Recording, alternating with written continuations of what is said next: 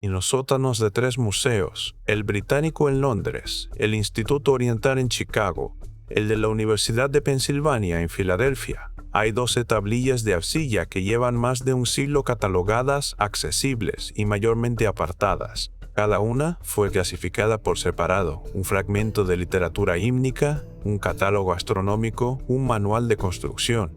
Y leídas por separado, eso parecen, pero leídas en orden, del primero al último, forman otra cosa. 12 comunicaciones en primera persona, una sola voz. La voz que los escribas de Sumeria registraron como la de Enki, el dios de la sabiduría, el ingeniero de la creación humana. No vuelven en círculos para reiterar puntos ya hechos. Se construyen una sobre otra, de un modo que implica un orden deliberado. El primer mensaje establece una premisa. Cada mensaje siguiente asume que has leído el anterior, algo casi inédito en la literatura religiosa sumeria, donde los textos son autocontenidos. Es la estructura de una carta que continúa otra carta, la estructura de un maestro que sabe que lo que va a transmitir es lo bastante grande como para ser resistido por una mente que lo encuentre sin preparación. Este video recorre los 12 mensajes en orden del primero al último, con sus números de catálogo para que cualquiera pueda comprobar que las tablillas existen. El primer mensaje está inscrito en una tablilla designada como J7673 en el Museo Británico. Quienes la catalogaron en la década de 1890 notaron su formato inusual, pero la archivaron como literatura hímnica, y ahí se quedó, casi un siglo.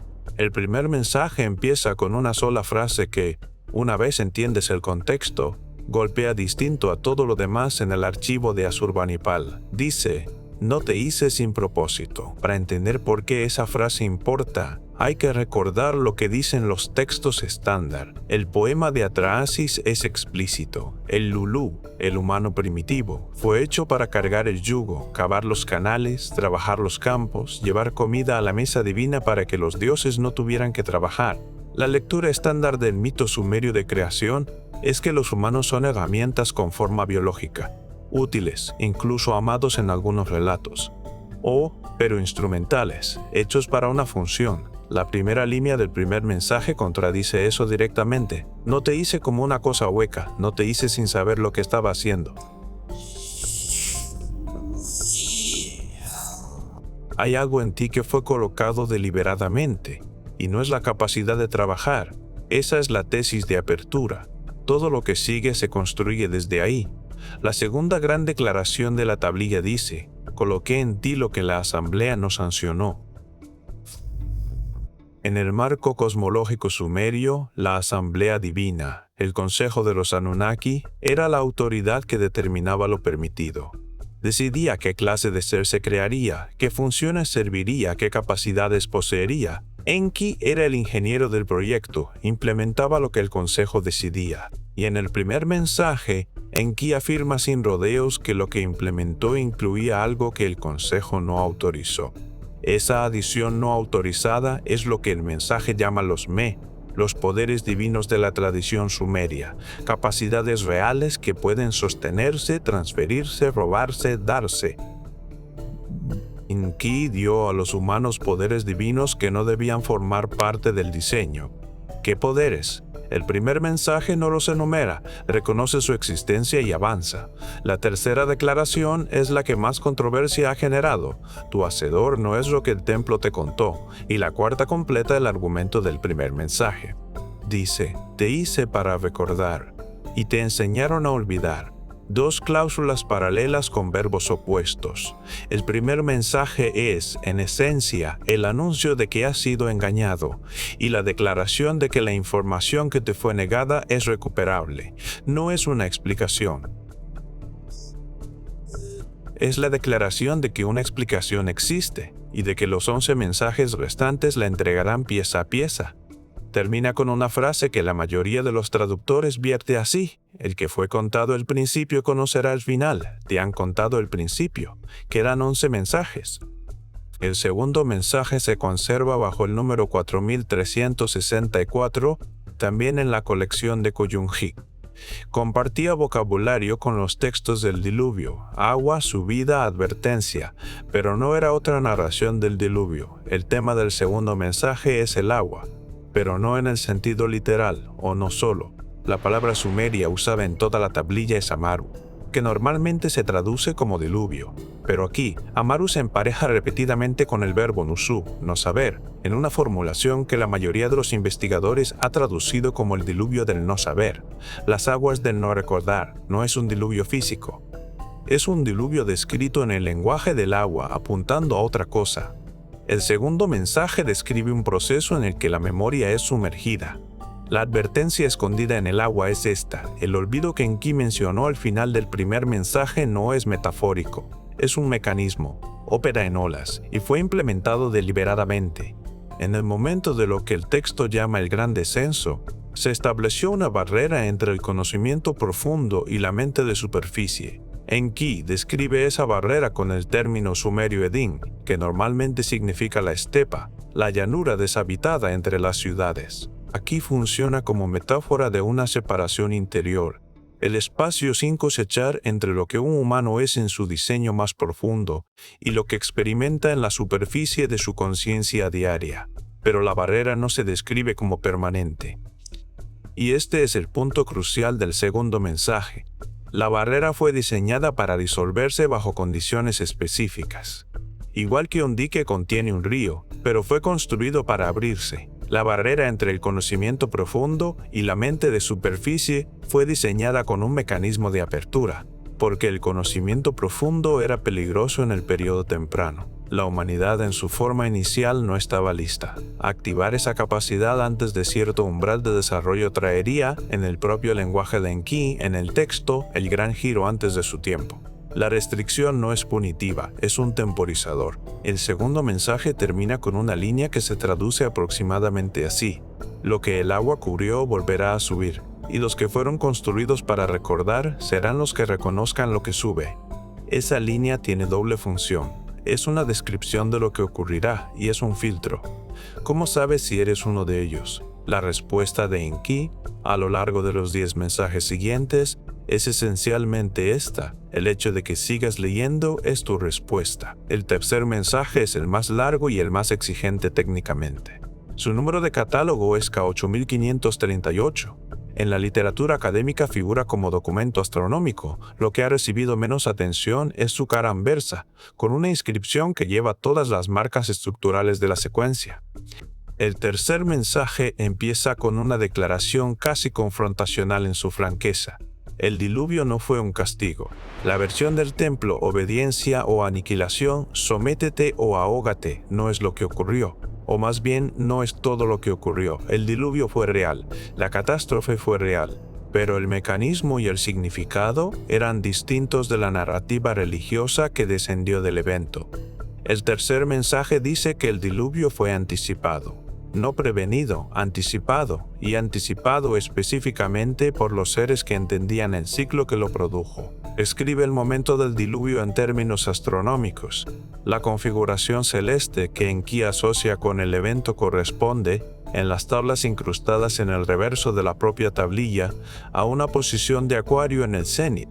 Y el tercer mensaje introduce un concepto que los textos sumerios asocian ampliamente con Enki, pero que aparece aquí en su forma más explícita, el Sakik. En el uso sumerio estándar, el Sakik es un espíritu del sueño, la parte de una persona que viaja mientras duerme, el vehículo del sueño profético. Pero aquí Enki lo usa en un sentido técnico distinto. Describe el Sakik como el portador de información, el medio por el cual conocimiento específico podía transmitirse a la población humana sin pasar por los canales institucionales que la Asamblea Divina vigilaba y controlaba. Los canales institucionales eran los templos.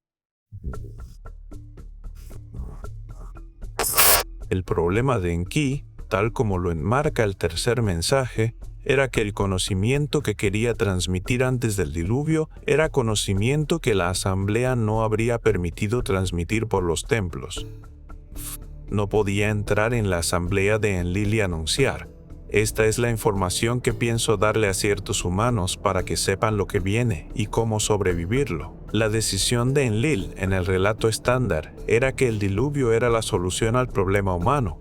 Una advertencia habría subvertido esa decisión. La solución de Enki fue el Sakik. Y el tercer mensaje añade algo más. La catástrofe fue también en su encuadre una compresión, no una purificación moral, una compresión genética, que aseguró que las capacidades específicas que él había colocado en la humanidad sobrevivieran al mundo posterior al diluvio, aunque fuera en forma disminuida o latente. Termina con una declaración que se traduce aproximadamente así: lo que preservé en el agua, lo llamaré desde la memoria. El cuarto mensaje se conserva en la colección del Instituto Oriental de la Universidad de Chicago, bajo la designación A7054. En su superficie se lee como un conjunto de especificaciones de arquitectura o ingeniería, un manual de constructor. Empieza con una declaración de propósito. Esta es la instrucción para el que hará la casa del saber.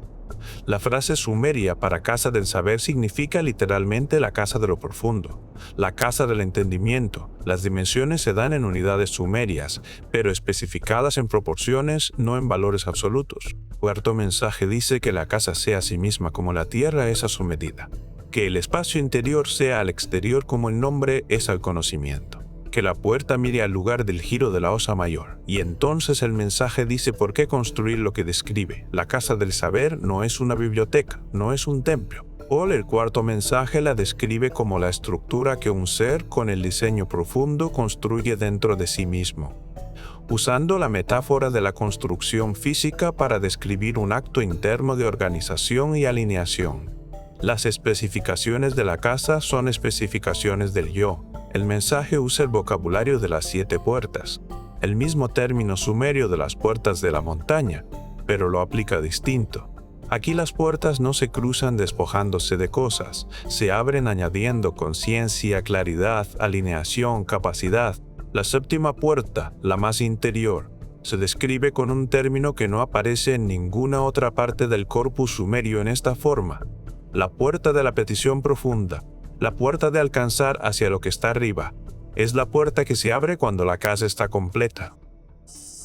Y lo que pasa por esa puerta cuando se abre es la clase de conocimiento a la que la mente de superficie no puede acceder por esfuerzo ni voluntad, solo por recepción. Y aquí el cuarto mensaje hace su afirmación más sorprendente. La casa puede externalizarse, construirse en piedra, en geometría, en proporciones, dispuestas en el patrón del círculo zodiacal, extendiendo la capacidad de recepción más allá del individuo. Los sitios sagrados del mundo antiguo, las estructuras megalíticas, los círculos de piedra, los complejos de pirámides, las alineaciones de templos, fueron construidos, según el cuarto mensaje, como expresiones externas de la casa interna del saber. El mensaje no menciona Egipto ni nombra estructuras concretas.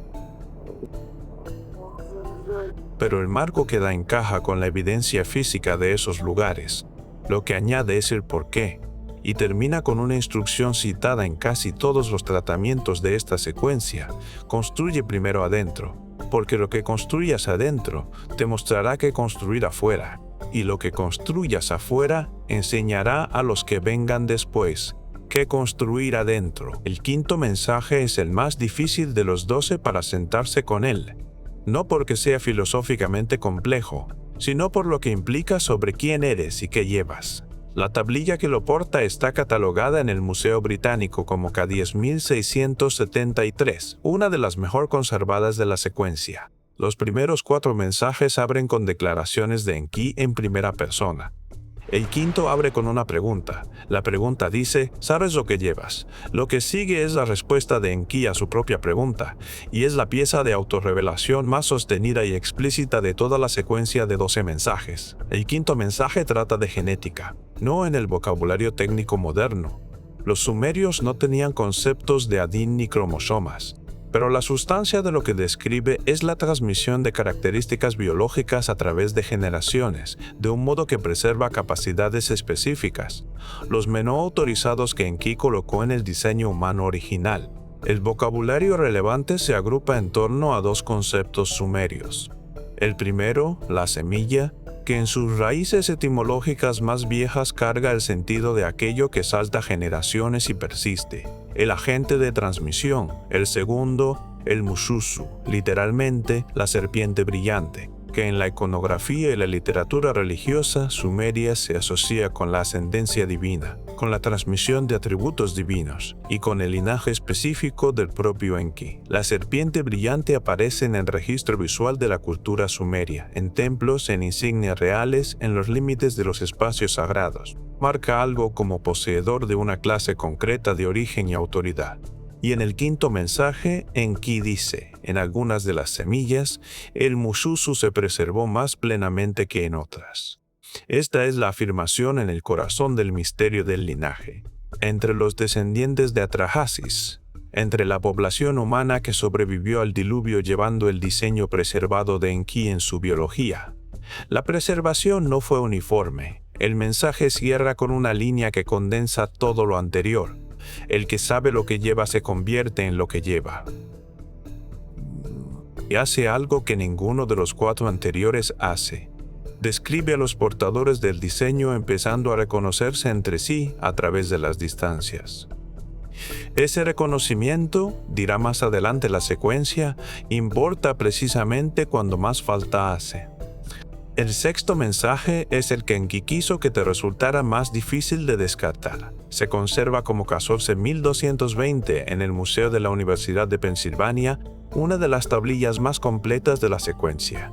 Fue clasificada como literatura astronómica y luego apartada. La razón de que fuera apartada no es que sea poco interesante, es que su contenido, traducido con honestidad, produce una serie de afirmaciones extremadamente difíciles de categorizar como mitología, ficción o alegoría. El sexto mensaje trata de lo que Enki llama el giro brillante, el gran retorno. En la literatura cosmológica sumeria más amplia, se refiere al final precesional de una era, el punto en que una edad zodiacal cede el paso a la siguiente, marcado por un desplazamiento del amanecer del equinoccio contra el fondo de las estrellas fijas. Es un evento de calendario, precisamente medible y predecible por cualquier civilización que haya rastreado la precesión el tiempo suficiente. El sexto mensaje identifica ese giro como una condición de reinicio, pero no como la gran catástrofe. Esa se asocia con la transición entre la era de Leo y la de Cáncer, hace unos 12.500 años, coincidiendo con el final del Drías reciente y el diluvio. El giro que Enki describe en el sexto mensaje es otro, es la frontera precesional que marca el comienzo del período del gran recordar, el período en el que la barrera se abre, el período en el que los mensajes deben ser leídos, el período para el que los primeros 5 mensajes te han estado preparando. Y ese giro, en el marco temporal interno de la tablilla, no está en el pasado, está descrito como aproximándose. El sexto mensaje lista 7 condiciones específicas que se darán cuando llegue el momento. No son declaraciones proféticas vagas, son sorprendentemente precisas. Los registros ocultos serán hallados en la tierra profunda y el agua profunda.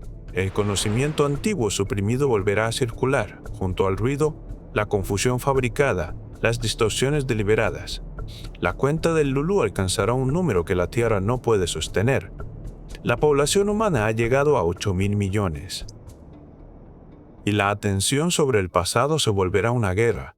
La supresión de hallazgos que desafían la cronología estándar, la marginación de los investigadores que proponen marcos alternativos, la disputa por qué versión del pasado moldea el entendimiento del presente.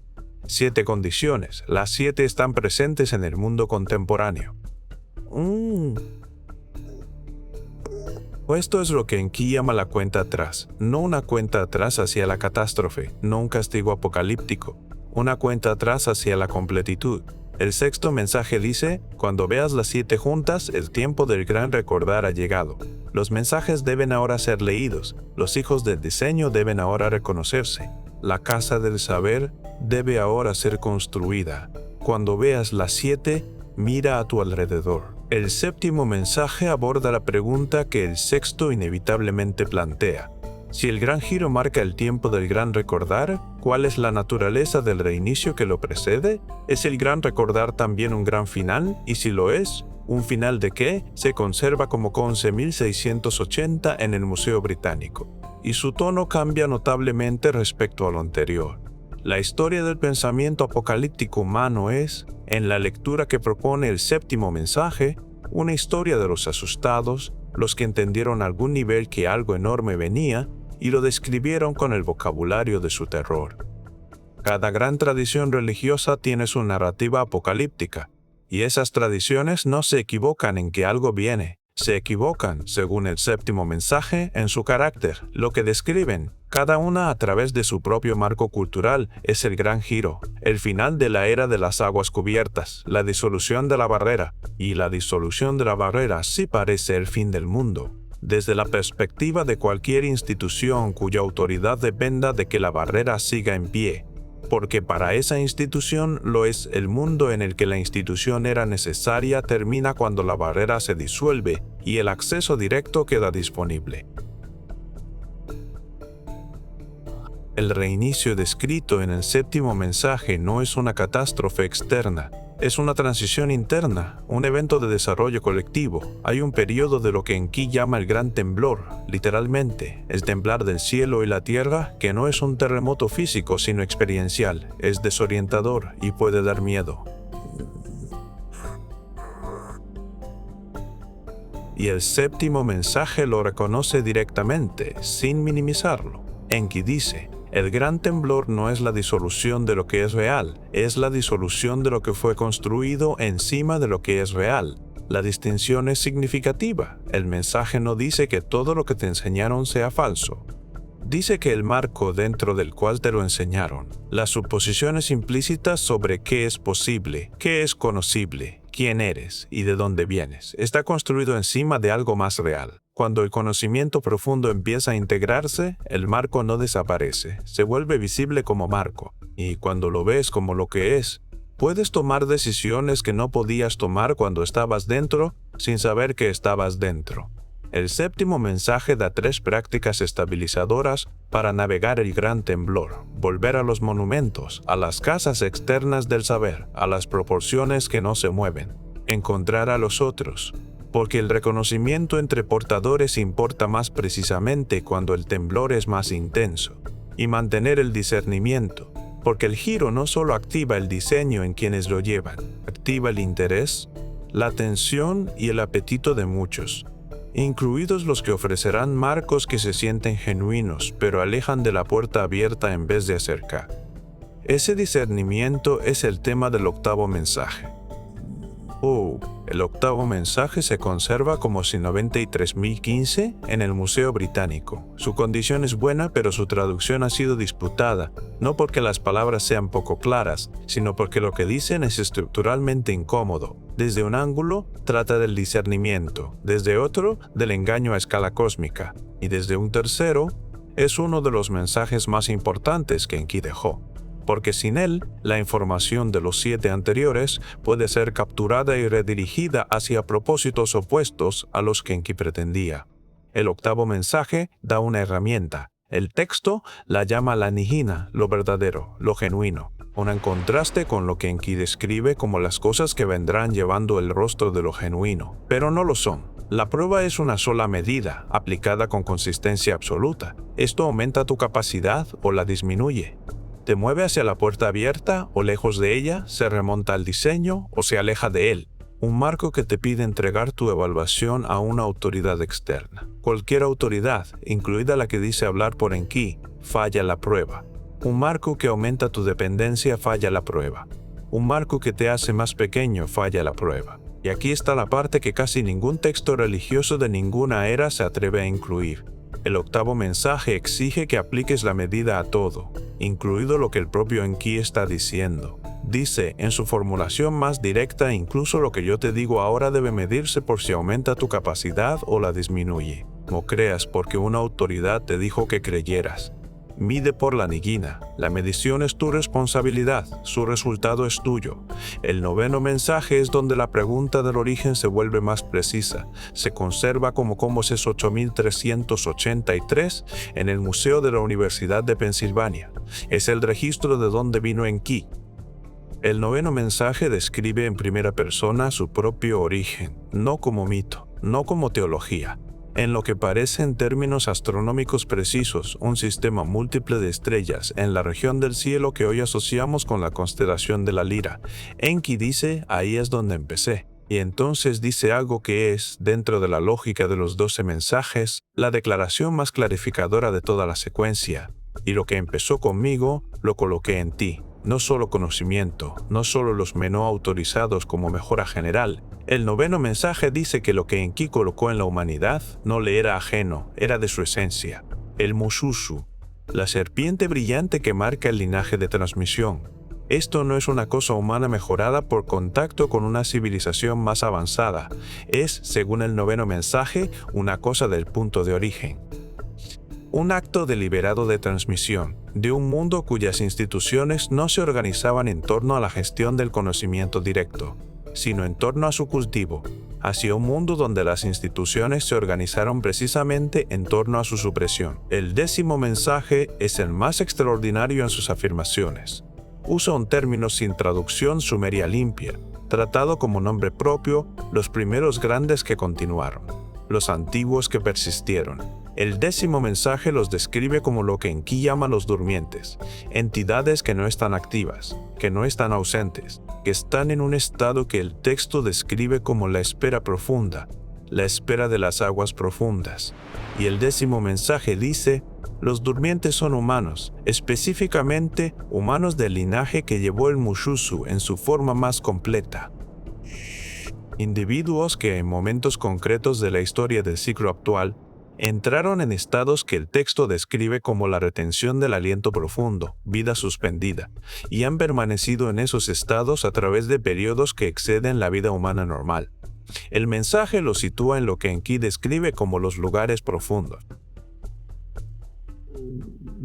Los mismos lugares profundos a los que se refiere la primera condición del 6º mensaje, cuando habla de los registros ocultos hallados en la tierra profunda y el agua profunda. La afirmación es extraordinaria, seres humanos en estados de suspensión que han persistido durante miles de años. Y el 10º mensaje contiene una afirmación más sobre la relación entre los durmientes y el tiempo del gran recordar.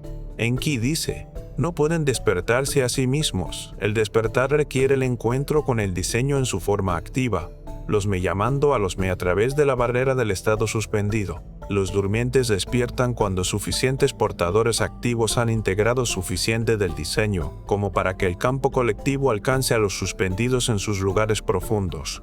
La implicación práctica, tomada en su versión más pragmática, es esta. El proyecto de integrar los 12 mensajes no es solo individual, es un proyecto colectivo, con un umbral colectivo. ¿Y qué esperan aportar los durmientes que la población activa no puede suplir por sí misma? El 10º mensaje es explícito. Los durmientes llevan memoria directa, no conocimiento transmitido, memoria directa. La diferencia es la diferencia entre leer sobre una guerra y haber peleado en una.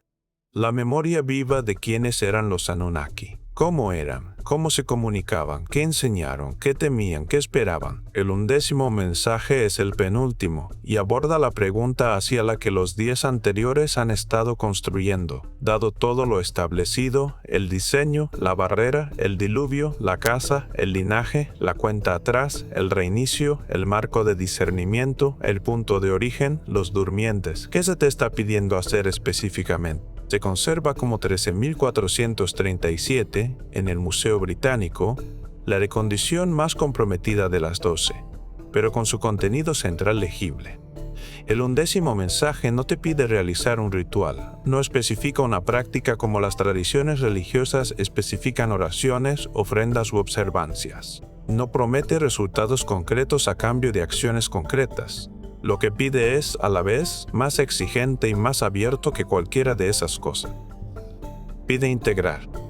El término sumerio que Enki usa significa, literalmente, reunir dentro del yo, completar la recolección interna, y es el verbo de la síntesis de la fase final de construcción de la casa del saber descrita en el 4º mensaje. Y lo que ha de integrarse es todo lo que los 10 primeros mensajes han establecido: el conocimiento de lo que fue colocado en ti, el entendimiento de la barrera y su disolución diseñada, el legado codificado del diluvio. la estructura de la casa interior, la realidad del linaje y su función, la línea de tiempo del ciclo y las condiciones del gran giro, el marco de discernimiento de lo genuino y lo falso, el punto de origen y su conexión con tu biología, y la realidad de los durmientes esperando a que suficientes de vosotros recuerden. La integración, en el encuadre del 11º mensaje, no es síntesis intelectual. Construir un modelo mental coherente es un paso útil, pero no es el destino. El destino es lo que el mensaje llama traerlo todo abajo, del nivel del concepto al nivel de la experiencia vivida. Hacer del entendimiento de tu diseño una realidad sentida y no una posición sostenida sobre un texto. Y el 6º mensaje ya había descrito cómo se siente esa llegada, la primera vez que ocurre. Enki lo llama en un término que se traduce como el conocerse amando, la plenitud que se reconoce a sí misma. El momento en que el diseño se activa lo suficiente como para que una persona tenga lo que en lenguaje moderno solo puede describirse como una experiencia cumbre de autorreconocimiento. Ese estado, la recolección interna completada, es el umbral del que habla el 10º mensaje. Cuando suficientes portadores lo alcanzan, el campo se vuelve lo bastante fuerte como para alcanzar a los suspendidos. Los durmientes empiezan a despertar y cuando lo hacen, añaden a la base de conocimiento humano algo que ningún humano vivo posee. El 12º mensaje es el cierre de la transmisión y más que añadir información nueva, hace 3 cosas. Primero, ordena la operación completa. Construyes la casa del saber según las especificaciones del 4º mensaje. Primero adentro, porque lo que construyas adentro te mostrará qué construir afuera, y lo que construyas afuera enseñará a los que vengan después qué construir adentro. Reconoces a los otros portadores cuando los encuentres, a través de las distancias que sean, con las herramientas que este periodo provea para ese reconocimiento. Y sostienes el discernimiento del 8º mensaje, lo genuino, como la medida de cada marco que encuentres, incluido este, porque el 8º mensaje dice, incluso lo que yo te digo ahora debe medirse por si aumenta tu capacidad o la disminuye, por si te mueve hacia la puerta abierta o lejos de ella, mide este video por esa medida. Si tras aplicarla encuentras que algo de lo presentado aquí se mueve en la dirección de la puerta abierta, que algo en la secuencia de estos 12 mensajes aumenta algo en ti en vez de disminuirlo, entonces la herramienta del 8º mensaje ha hecho su trabajo. No has creído porque una autoridad te dijo que creyeras. Has medido y has encontrado lo que has encontrado. Ese ejercicio en sí, el acto de aplicar un estándar interno de evaluación en vez de deferir a una autoridad institucional externa, es, según la secuencia, los menú autorizados en operación, el conocimiento directo empezando a funcionar como fue diseñado. Y si lo que encuentras al aplicar la medida es que algo aquí no se siente genuino, aplica la misma prueba con la misma seriedad y llega a donde tu propia evaluación te lleve. El 8º mensaje no te pide creerle a Enki, te pide medir. La medición es tu responsabilidad, su resultado es tuyo. Segundo, el 12º mensaje repite la línea sobre la que descansa toda la secuencia. Te hice para recordar y te enseñaron a olvidar. Y tercero, cierra el círculo del tiempo. La civilización que produjo estos textos es anterior en más de 1000 años a los manuscritos más viejos de la Biblia hebrea. Las tablillas fueron cosidas en hornos que ya no existen, por escribas cuyos nombres no se registraron, en una ciudad que hoy es un montículo de tierra, y sin embargo, los mensajes sobrevivieron. 12 mensajes, 5000 años de arcilla y fuego, inmigración y pérdida y recuperación, la mayor biblioteca del mundo antiguo, el incendio de Nínive. Las cajas del Museo Británico, las décadas de tablillas sin leer, el trabajo lento de la traducción. Y entonces, este momento, este video, tú, donde quiera que estés, al final de 12 mensajes leídos en orden del primero al último. La cuenta atrás del 6º mensaje no contaba hacia un desastre, contaba hacia esto, hacía que suficiente del diseño estuviera activo en suficientes portadores como para que los mensajes pudieran circular, ser reconocidos y empezar a hacer aquello para lo que fueron escritos. El que lee hasta el final siempre iba a leer hasta el final.